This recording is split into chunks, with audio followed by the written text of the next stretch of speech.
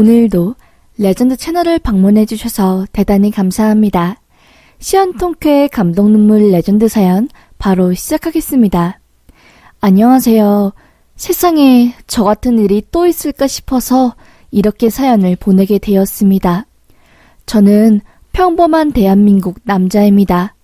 운 좋게 좋은 부모님을 만나서 어릴 때 유학을 갔어요. 고등학교까지 외국에서 살다가 대학을 한국으로 들어오게 되었습니다. 외국에서 살면서 물론 다양한 경험도 많이 했고 행복했지만 동양인으로서 받은 차별은 정말 너무나 셀 수 없었어요. 그렇게 활발하고 외향적이었던 저는 인종차별로 인해서 조금은 소극적으로 변하게 되었습니다. 그런데 한국에 돌아오니 이곳에서는 저를 피부로 놀리는 사람도 없고 아시안이라고 눈을 찢으며 갑자기 때리고 도망가는 사람도 없으니 마치 정말 물 만난 물고기 같았어요. 그 누구도 나를 더 이상 괴롭히지 않으니 살 것 같았습니다. 그렇게 저는 대학에 가서 한국 친구들을 많이 사귀고 밴드 동아리, 힙합 동아리 등등 그동안 하고 싶었던 모든 활동들을 하나 둘씩 하기 시작했습니다. 그렇게 활기차게 살다가 전 군대를 가게 되었어요. 보통 남자들은 대학교 1학년 마치고 가는데 전 그때까지만 해도 전공을 살려서 박사 학위를 할 생각이 있었기에 군대 가는 걸 미뤘어요. 그런데 나중에 생각이 바뀌고 바로 취업하는 쪽으로 마음을 돌려서 대학교 3학년 말에 부랴부랴 군대에 가게 되었습니다. 그렇게 2년간을 나라의 청춘을 바치고 전역을 하고 나니 주변 친구들은 전부 취업하거나 전문직 라이센스를 따서 승승장구하고 있더라고요. 그 모습을 보니 저도 조급해지기 시작했습니다. 그렇게 술 좋아하고 사람 만나길 좋아했던 제가 정말 방에 틀어박혀 공부만 했어요. 대기업에 들어가고 싶은데 막상 스펙이라고는 그저 토익 만점과 유학생활로 얻은 영어 실력을 제외하면 아무것도 없었습니다. 스펙이 될 만한 동아리나 수상 경험도 없었으니 대기업은 일찌감치 때려쳤지요. 그래서 저는 공기업을 준비해야 하나 전문직을 준비해야 하나 하고 고민하고 있을 때 친구가 회계사를 준비하고 있다는 사실을 듣고 저도 덩달아 회계사를 준비하기 시작했어요. 사람들을 만나지도 않고 막 학기 남겨놓고 그렇게 휴학을 한 뒤 정말 공부에만 올인했습니다. 1년 동안 매일 아침 8시에 일어나 밤 12시까지 공부를 하니 사람이 그 뒤로는 지치더라고요. 활발하고 사람 만나는 걸 그렇게 좋아하는 제가 맨날 독서실에 틀어박혀 있으니 정신병이 안 올 리가 없었지요. 저도 모르게 제 속이 까맣게 썩어 들어갔습니다. 회계사 준비하고 나서 1년 6개월 뒤에 1차에 합격했어요. 먼저 시작한 친구보다 일찍 1차에 붙어서 신기하기도 하고 뿌듯하기도 했지만 그때는 이미 제 마음이 망가질 대로 망가진 후였습니다. 독서실에 앉아있는데 너무 가슴이 답답하고 뛰쳐나가고 싶은 생각이 계속 들더라고요. 나중에 그게 알고 보니 공황장애 초기 증상이었습니다.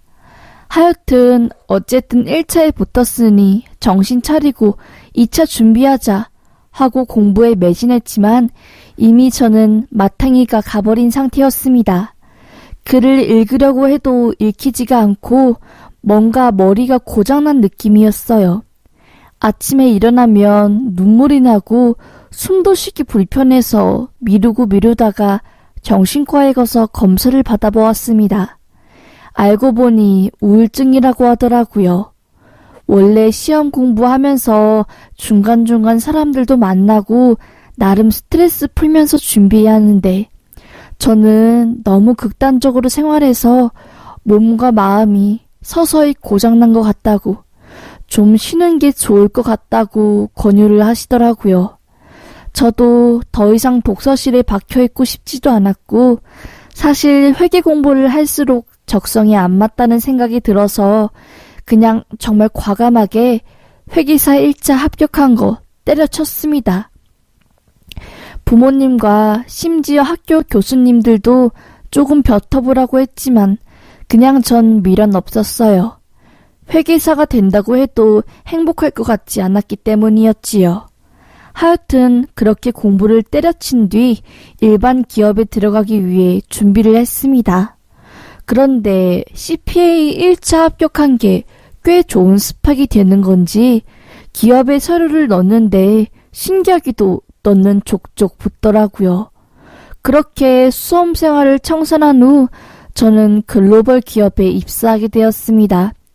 수험 생활 기간 동안 사람들도 못 만났고 당연히 여자친구도 없었고요. 입사하고 나서 모든 게 처음이니 정신적으로 많이 힘든 상태였어요.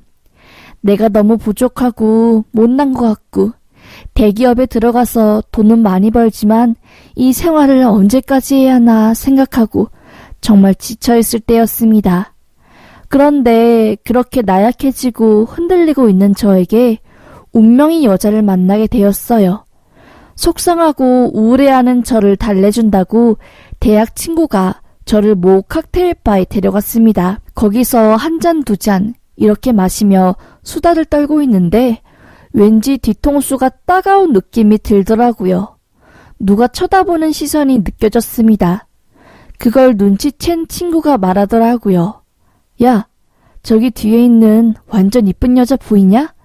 저 여자 너한테 관심 있어 하는 것 같은데 계속 눈빛 보내잖아.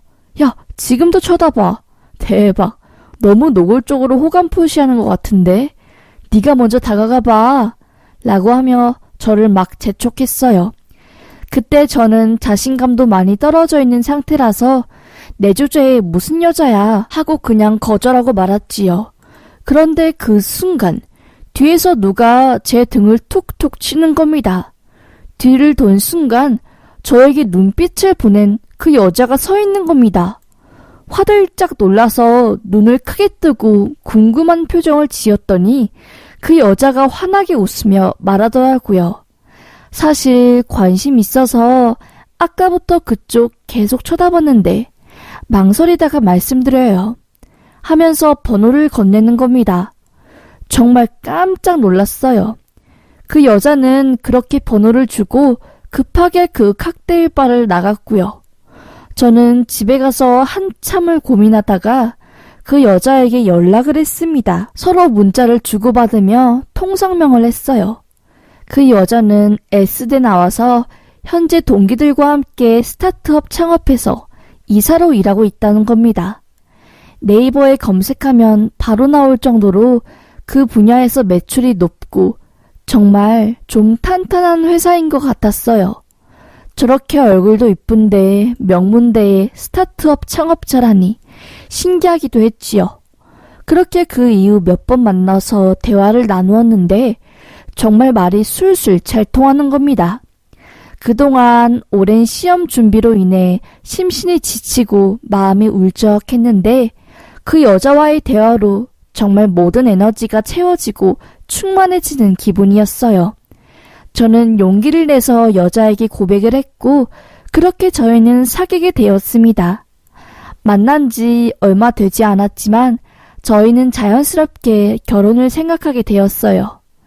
저도 당연히 여친과 결혼을 하고 싶어 했고요. 그렇게 저희는 양가 부모님께 교제 사실을 알리게 되었습니다. 인사도 했고 자연스럽게 결혼 준비를 하게 되었어요. 연말로 결혼 날짜를 잡았고 결혼 전이었지만 서로 이미 부부가 된 것처럼 행동하고 아내의 남편이라는 호칭으로 부르기 시작했습니다. 반쪽이었던 제 삶에 운명처럼 다가온 그녀가 반쪽을 마저 채워주는 기분이었어요. 그렇게 꿈만 같고 행복한 삶이 시작될 줄 알았던 저에게 정말 충격적인 일이 일어났습니다. 결혼식 3개월 전 저는 회사 거래처의 접대 때문에 늦은 시간 강남 모 술집에 가게 되었습니다. 회사에 들어간 지 얼마 안 된 신입이기도 하고 영업 쪽이 아니라 접대할 일이 거의 없었는데 어찌저찌 하다가 부장님 손에 이끌려 별로 좋아하지 않는 유흥 쪽 술집에 들어가게 되었습니다. 여자가 나오는 그런 술집은 처음이었기에 모든 게 어색하고 좀 꺼려졌어요. 잔뜩 움츠려서 술만 홀짝홀짝 받아먹으며 그냥 분위기 살리는 말 정도를 하고 있는데 팀장님께서 그런 저희 모습을 보고 왜 이렇게 쑥맥처럼 행동하냐며 호통을 하시기 시작한 겁니다. 자고로 남자면 이런 데 와서 돈 아끼지 말고 아가씨도 좀 부르고 하고 싶은 거 하고 살아야지 하면서 갑자기 마담이라고 해야 하나요? 뭐라고 표현해야 할지 모르겠는데 하여튼 실장 뭐 그런 사람을 불러서 이쁘고 가장 A급 아가씨를 불러달라며 부탁을 하는 겁니다. 저는 속으로 막 욕했지요. 저 꼰대 같은 놈들이 대기업 과장, 팀장 자리를 어떻게 맡은 거야. 결혼 3개월 남은 신입사원한테 술집에서 여자 끼고 놀게 하는 게 제정신인가? 진짜 현태온다. 내가 이딴 회사 왜 다녀야 하지? 하고 생각하고 있었습니다. 얼마 지나지 않아 문을 열고 짧은 치마에 짙은 화장을 한 여자들 4명이 들어왔어요. 앞에서 인사를 하고 자기소개를 한 뒤 회사 사람들 사이사이로 왔는데 저는 한 여자의 얼굴을 보고 제 눈을 의심하기 시작했습니다. 도우미로 온 여자들 중 너무나 낯익은 한 여자의 충격적 정체는 바로 제 아내가 될 사람이었던 겁니다. 혼인을 약속하고 결혼식 날짜도 잡고 당장 3개월 뒤에 법적으로 그리고 공식적으로 부부가 될 여자인 그 여자가 짧디 짧은 치마를 입고 도우미로 들어오는데 전 너무나 깜짝 놀랐어요. 긴장해서 저를 못 본 건지 아니면 못 본 척을 하는 건지 뻔뻔스럽게 팀장 옆으로 가서 아양을 떨며 구걸하듯이 애교를 부리더라고요. 고개를 푹 숙이고 있던 제가 아내의 그 역겨운 목소리와 콧소리를 참다 못해 고개를 든 뒤 아내를 째려보았습니다. 그때 저와 아내는 눈이 마주쳤고 아내는 화들짝 놀라 일어났어요. 일어나면서 다리가 테이블을 흔들어 위에 있던 양주와 술 수십 병이 쏟아졌고 난리가 났습니다. 회사 사람들 이게 뭐하는 짓이냐며 아내를 불러 세웠지만 아내는 그냥 듣지도 않고 자리를 박차고 일어났어요. 저는 아내를 뒤따라 나갔습니다. 팀장님부터 시작해서 같이 있던 사람들 모두 이게 무슨 일이냐며 당황해했고요. 가게 밖을 뛰쳐나가는 아내의 손을 붙잡고 말했습니다. 당신이 왜 여기서 이딴 거지 같은 몸에 딱 달라붙는 옷을 입고 남자들 사이에서 술을 따르냐고? 당신 도대체 정체가 뭐야? 당신 뭐하는 여자야? 하고 소리를 질렀습니다. 아내는 제 손을 뿌리치고 무작정 택시를 잡고 도망가려고 했습니다. 절대 아내의 손목을 놓지 않았지요. 한참을 씨름하다가 결국 실토를 하더라고요. 알고 보니 그러니까 아내가 될 뻔한 그 여자. 머리부터 발끝까지 모든 게 거짓말이었습니다. S대 나와서 스타트업 한다는 거는 자신의 신분을 속이기 위해 거짓말을 한 거였어요.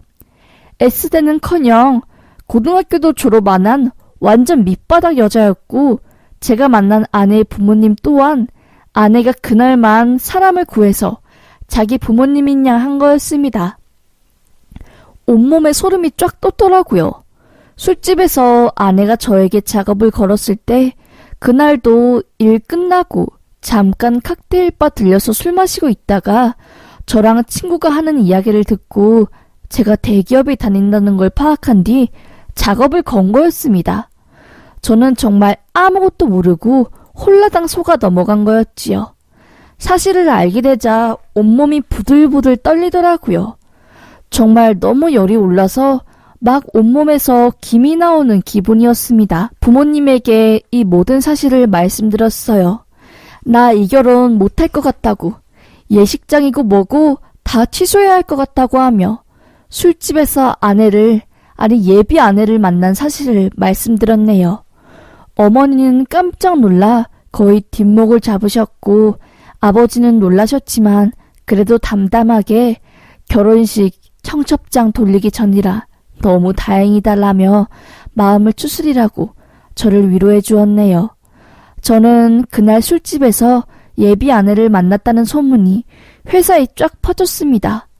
결국 전 그냥 퇴사했어요.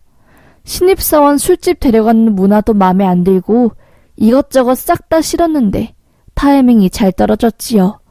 그래도 회사 몇몇 분들은 위로해 주시고 힘내라고 하면서 밥도 사주더라고요. 저는 믿었던 사람에 대한 뒤통수를 맞은 후유증이 너무 커서 퇴사한 후 한동안 집에서 끙끙대고 있다가 아버지 권유로 해외에 잠깐 나가 있기로 했습니다. 반평생을 해외에 살아서 그냥 잠시만이라도 한국을 떠나 마음을 추스리고 오려고 합니다. 몇 개월 쉬면서 해외 기업에 취업 준비를 하려고요. 너무 충격이 커서 이번에 해외에 나가면 한국에 한동안 안 들어올 예정입니다. 세상에 이런 일이 다 있네요. 전 뭘 잘못했길래 이런 일을 당하는 걸까요? 너무 힘드네요. 하여튼 누구한테도 말할 사람도 없고 그냥 마음 정리할 겸 이렇게 사연을 보내게 되었습니다. 여기 오니까 저 같은 사람들 많은 것 같아서 좀 위로가 되네요. 저랑 비슷한 일 겪으신 분들은 제 사연 보시면서 위로 받으셨으면 좋겠네요. 읽어주셔서 감사합니다.